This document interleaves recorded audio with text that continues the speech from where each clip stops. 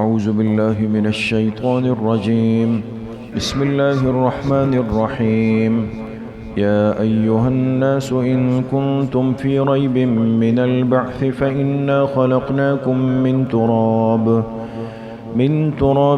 ثم من نطفة ثم من علقة ثم من مضغة مخلقة وغير مخلقة لنبين لكم ونقر في الأرحام ما نشاء إلى أجل مسمى ثم نخرجكم طفلا ثم لتبلغوا أشدكم ومنكم من يتوفى ومنكم من يرد إلى أرذل العمر لكي لا يعلم من بعد علم شيئا وترى الأرض هامدة فإذا أنزلنا عليها الماء اهتزت وربت وأنبتت من كل زوج بهيج ذلك بأن الله هو الحق وأنه يحيي الموتى وأنه على كل شيء قدير وأن الساعة آتية لا ريب فيها وأن الله يبعث من في القبور. صدق اللہ العظیم.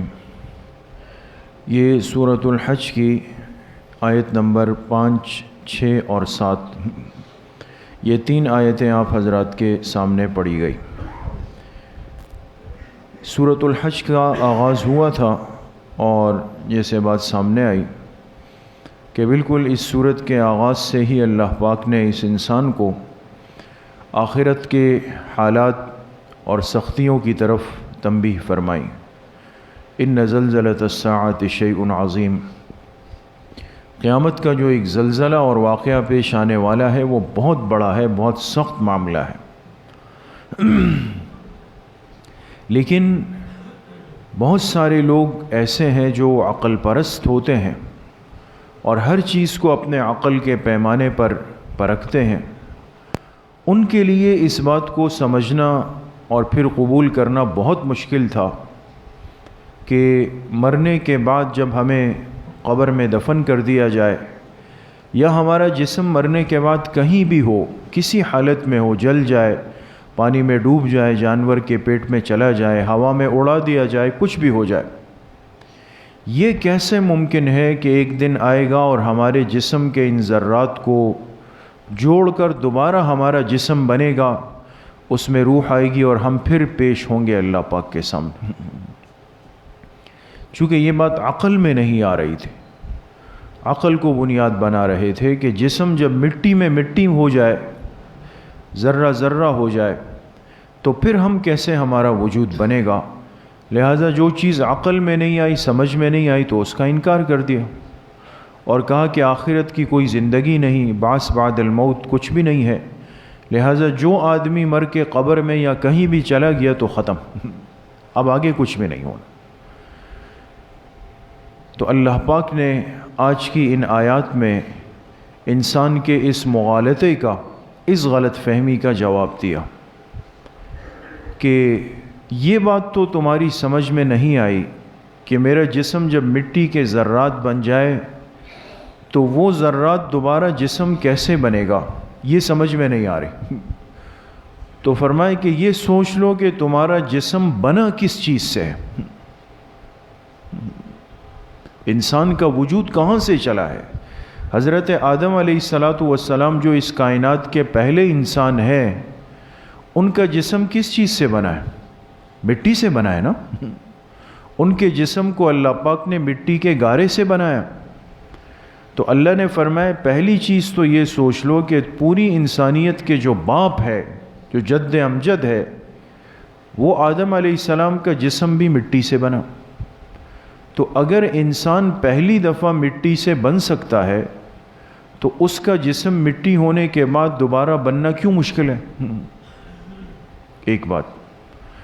دوسری بات اللہ پاک نے فرمائی کہ اگر تمہارے لیے سمجھنا مشکل ہے کہ ہم مٹی ہو جائے اور مٹی کے ذرات میں تبدیل ہو جائے تو پھر کیسے دوبارہ بنیں گے، تو اللہ نے فرمایا کہ چلو آدم علیہ السلام تو دور ہے، خود اپنے وجود کو ہر انسان دیکھ لے کہ ہر انسان دنیا میں آیا ہے تو اس کا وجود کس چیز سے بنا؟ پانی کے ایک قطرے سے بنا ہے، مادہ منویہ سے بنا ہے، اس کو ہر انسان مانتا ہے، اس سے انکار نہیں کر سکتا، لیکن یہ پانی کا قطرہ انسان کے جسم میں کیسے بنتا ہے؟ یہ غذا سے بنتا ہے، اور غذا جو بنتی ہے انسان کے جسم میں آتی ہے، تو غذا میں بنیادی اور مرکزی کردار وہ زمین کی مٹی کا ہے۔ ہم یہ سبزیاں کھاتے ہیں یا چلے جانوروں کا گوشت کھاتے ہیں، تو وہ جانور بھی یہی گھاس چرتے ہیں، تو گھاس زمین میں اگتی ہے، زمین کی مٹی سے۔ تو سلسلہ چلا یہی سے ہے کہ جو پانی کا نطفہ ہے، جو قطرہ ہے، جس سے آج انسان کا وجود ماں کے پیٹ میں بنتا ہے، وہ قطرہ بھی تو انسان غذا کھاتا ہے، اور غذا مٹی سے وجود میں آتی ہے۔ تو اللہ نے تو انسان کے وجود کو چلایا ہی مٹی سے۔ جب اس کو انسان مان رہا ہے تو مرنے کے بعد مٹی سے دوبارہ اس کے وجود کو بنانا اللہ کے لیے کیوں مشکل ہے، اور کیوں عقل آج اس کو قبول نہیں کر رہے؟ تو ان آیات کا ترجمہ ہے، یا ایھا الناس، اے لوگو، ان کنتم فی ریب من البعث، اگر تم مرنے کے بعد دوبارہ اٹھنے کے بارے میں شک میں پڑے ہوئے ہو کہ یہ کیسے ہوگا، تو یہ سوچ لو، فإنا خلقناکم من تراب، بے شک ہم نے تمہیں پیدا ہی مٹی سے کیا، مٹی سے بنے ہو، ثم من نطفۃ، پھر تمہارا وجود بنا نطفے یعنی پانی کے ایک قطرے سے، ثم من علقۃ، پھر وہ پانی کا قطرہ تبدیل ہوا جمے ہوئے خون میں، ثم من مضغۃ، پھر وہ جمع ہوا خون تبدیل ہو گیا گوشت کے لوتھڑے میں، ایک بوٹی میں، مخلقۃ وغیر مخلقۃ، پھر یہ گوشت کا لوتھڑا بعض تو مکمل ہو جاتا ہے، بعض مکمل نہیں ہوتا، یعنی جیسے آپ جانتے ہیں کہ حمل ٹھہرنے کے بعد بعض دفعہ گر جاتا ہے، ساقط ہو جاتا ہے، یہ بھی اللہ کا حکم ہے، کبھی مکمل ہو جاتا ہے۔ تو بات چلی مٹی سے، اس سے پانی کا نطفہ بنا، پھر جمع ہوا خون بنا، پھر گوشت کا لوتھڑا بنا، پھر گوشت کا لوتھڑا کبھی مکمل ہے کبھی نامکمل ہے۔ یہ سب چیزیں اللہ پاک فرما رہے ہیں ہم اس لیے تمہیں بتا رہے ہیں، لِنُبَيِّنَ لَكُمْ، تاکہ ہم تم پر اپنی قدرت کو ظاہر کر دیں۔ وَنُقِرُّ فِي الْأَرْحَامِ مَا نَشَاءُ إِلَىٰ أَجَلٍ مُّسَمًّى، اور پھر اس پانی کے نطفے کو ماں کے رحم میں ہم ایک وقت مقررہ تک ٹھہرا دیتے ہیں، ثُمَّ نُخْرِجُكُمْ طِفْلًا، پھر جب وہ وقت پورا ہوتا ہے تو پھر ہم تمہیں دنیا میں باہر لے آتے ہیں بچہ بنا کر۔ انسان جب دنیا میں آتا ہے اس کی پہلی حالت جو ہے وہ بچپن کی ہے۔ ثُمَّ لِتَبْلُغُوا أَشُدَّكُمْ، اور پھر ہم تمہیں زندگی دیتے ہیں تاکہ تم پہنچ جاؤ اپنی مضبوط عمر کو، یعنی جوانی کو۔ وَمِنْكُمْ مَنْ يُتَوَفَّى، بعض بچے ایسے بھی ہیں جو جوانی سے پہلے ہی فوت ہو گئے۔ وَمِنْكُمْ، اور تم میں سے بعض لوگ ایسے ہیں، مَنْ يُرَدُّ إِلَىٰ أَرْذَلِ الْعُمُرِ، جنہیں پہنچا دیا جاتا ہے انتہائی عمر تک، یعنی بڑھاپے کی ضعف کی عمر تک، اتنی عمر لِكَيْ لَا يَعْلَمَ مِنْ بَعْدِ عِلْمٍ شَيْئًا، کہ وہ سب کچھ جاننے کے بعد کچھ بھی نہ جان سکے۔ ایسا بڑھاپا بھی آ جاتا ہے نا کہ انسان اپنی ساری معلومات، سب علم، سب چیزوں کو بھلا دیتا ہے، نسیان ہو جاتا ہے۔ وَتَرَى الْأَرْضَ حَامِدَةً، یہ تو اللہ نے ایک مثال دی۔ پھر فرمایا اور تم دیکھتے ہو زمین کو حامدتاً، کہ وہ خشک ہوتی ہے، فَإِذَا أَنزَلْنَا عَلَيْهَا الْمَاءَ، جب ہم اسی خشک زمین پر پانی کو برساتے ہیں، اہتزت وربت، تو یہ زمین ابھرنے لگتی ہے، اگانے لگتی ہے، وَأَنبَتَتْ مِنْ كُلِّ زَوْجٍ بَهِيجٍ، اور اس سے ہر قسم کے خوشنما پودے اگ آتے ہیں۔ اب خشک زمین تھی، کسی کو احساس بھی نہیں تھا کہ اس پہ کچھ ہو سکتا ہے، اللہ نے بارش برساتی، خوبصورت کھیل فصلیں اس پہ پیدا ہو گئی۔ ذالکا، یہ سب ہم اس لیے بیان کر رہے ہیں کہ بِأَنَّ اللَّهَ هُوَ الْحَقُّ، کہ بے شک اللہ کی ذات ہی معبود برحق ہے، وَأَنَّهُ يُحْيِي الْمَوْتَى، اور وہی مردوں کو زندگی دے سکتا ہے، وَأَنَّهُ عَلَى كُلِّ شَيْءٍ قَدِيرٌ، اور وہی ذات ہر چیز پر قدرت رکھنے والی ہے۔ وَأَنَّ السَّاعَةَ آتِيَةٌ لَا رَيْبَ فِيهَا، اور یقیناً قیامت آ کر رہے گی جس میں کسی شک کی گنجائش نہیں۔ وَأَنَّ اللَّهَ يَبْعَثُ مَن فِي الْقُبُورِ، اور بے شک اللہ پاک ضرور اٹھائیں گے ان سب کو جو کہ قبروں کے اندر چلے گئے۔ تو اللہ پاک نے دو چیزوں کی مثال دے کر انسان کو یہ سمجھایا کہ چاہے انسان مٹی ہو جائے، ذرہ ذرہ ہو جائے، ختم ہو جائے، تب بھی اللہ پاک کے لیے قیامت کے دن ان سب کو جمع کرنا ایک حکم سے کوئی مشکل نہیں۔ خود انسان اپنے وجود کے اندر غور کر لے کہ اس کے بننے کا عمل کہاں سے شروع ہوا، یہ خود کیسے بنا ہے اور یہ کہاں سے بنا ہے۔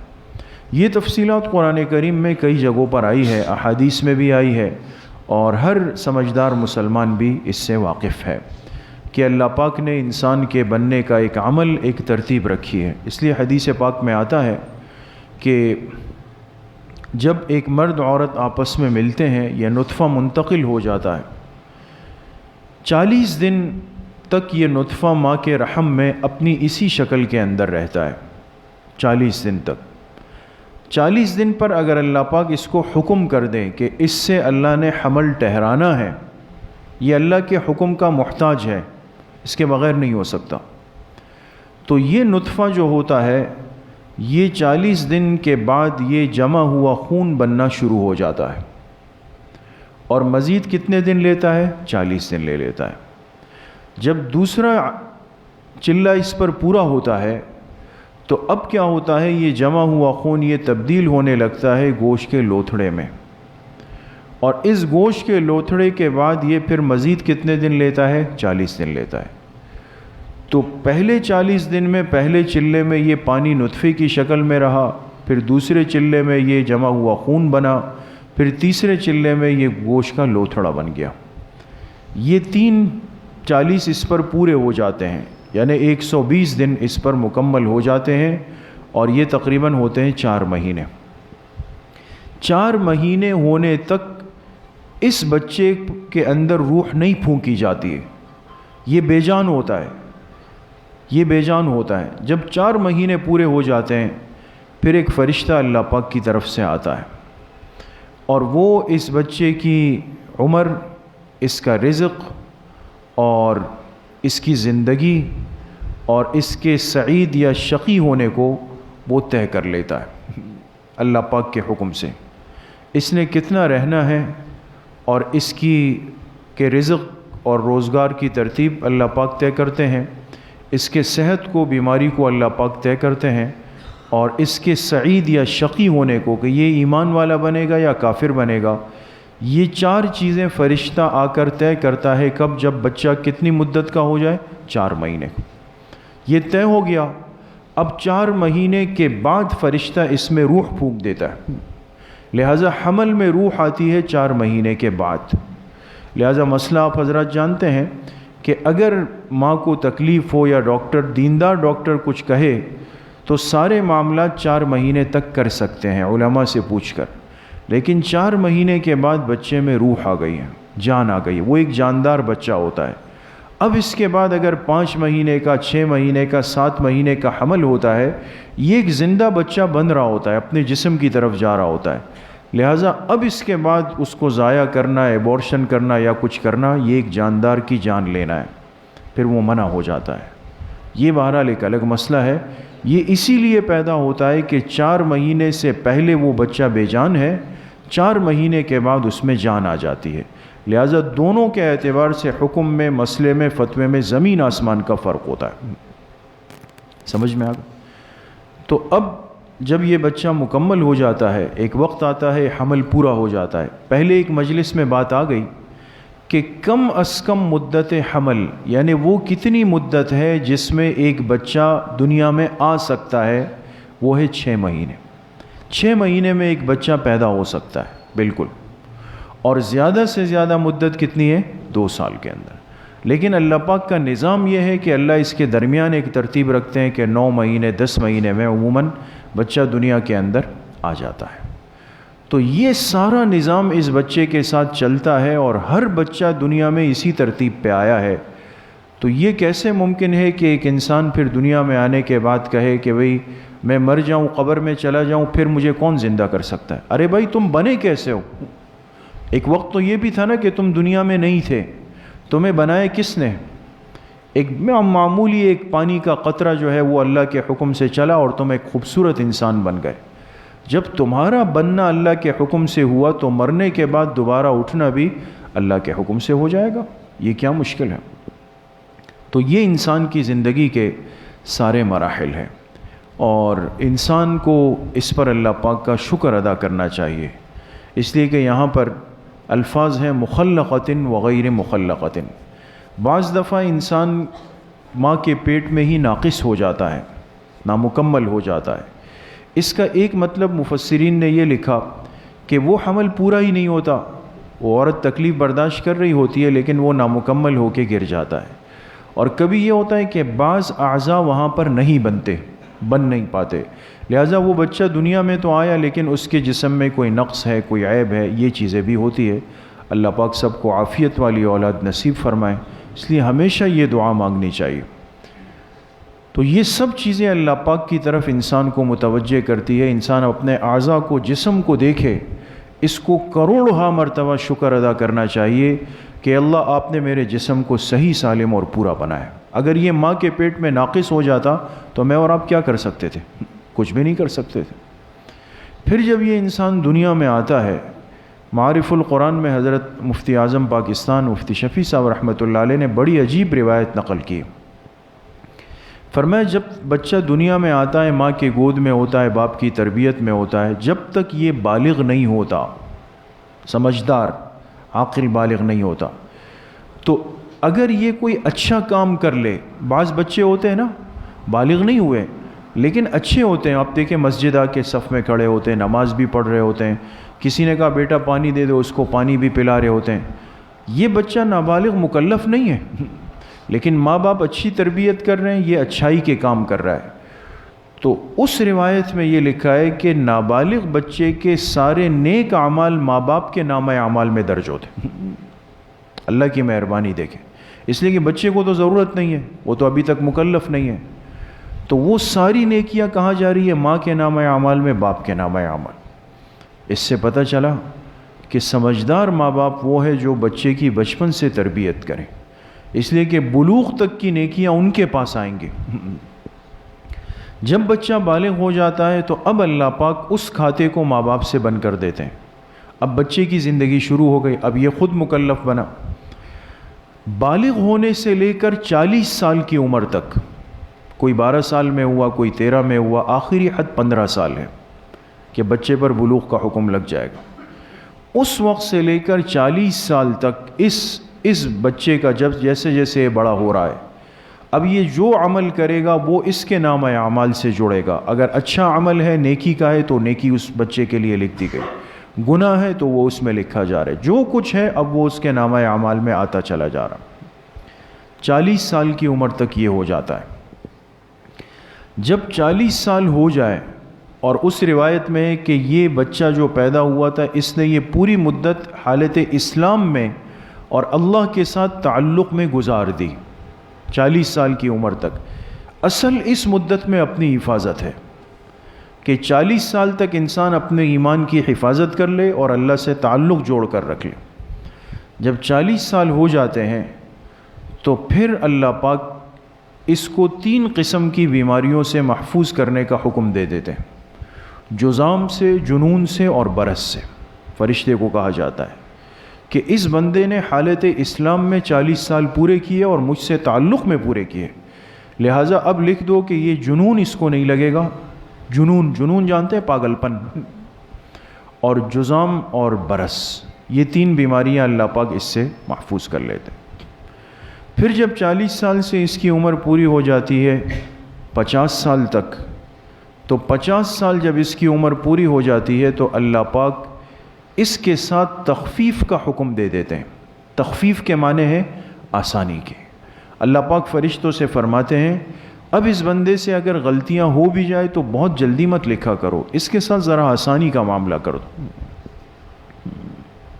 50 سال پر جب یہ مزید 10 سال حالت اسلام میں گزار لیتا ہے اور یہ 60 سال کا ہو جاتا ہے، 60 سال کا، تو اللہ پاک اس دنیا کے انسانوں میں اور آسمان کے فرشتوں میں اس بندے کی محبت ڈال دیتے ہیں 60 سال کی مدت پورا ہونے پر۔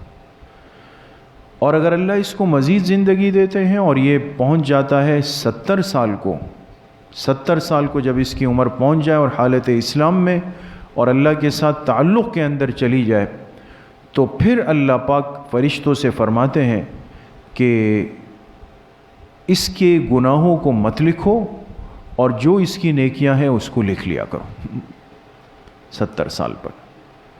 70 سال سے اگر مزید اس کو عمر مل جائے اور یہ حالت اسلام میں 80 سال کا ہو جائے تو اس بندے کو اللہ پاک اپنی ذات کی طرف مکمل رجوع دے دیتے ہیں. پھر یہ اللہ پاک کے علاوہ اور کسی چیز میں نہیں دیکھ رہا ہوتا.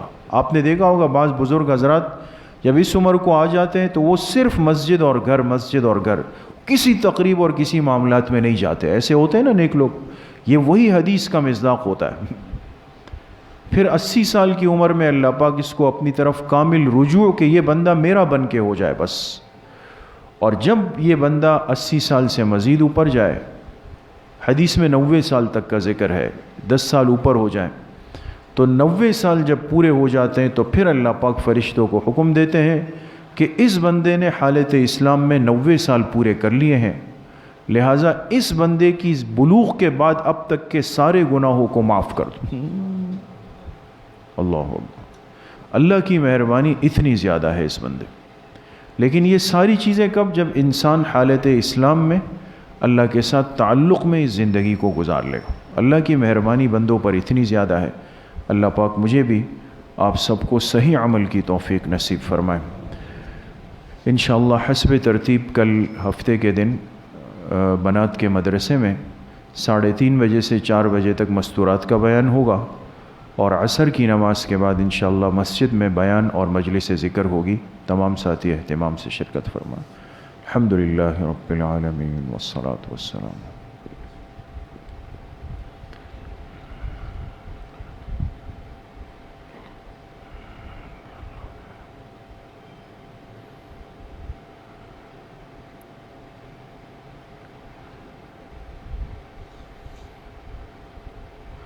وصلی اللہ وسلم علی نبینا محمد وآلہ واصحابہ اجمعین برحمتک.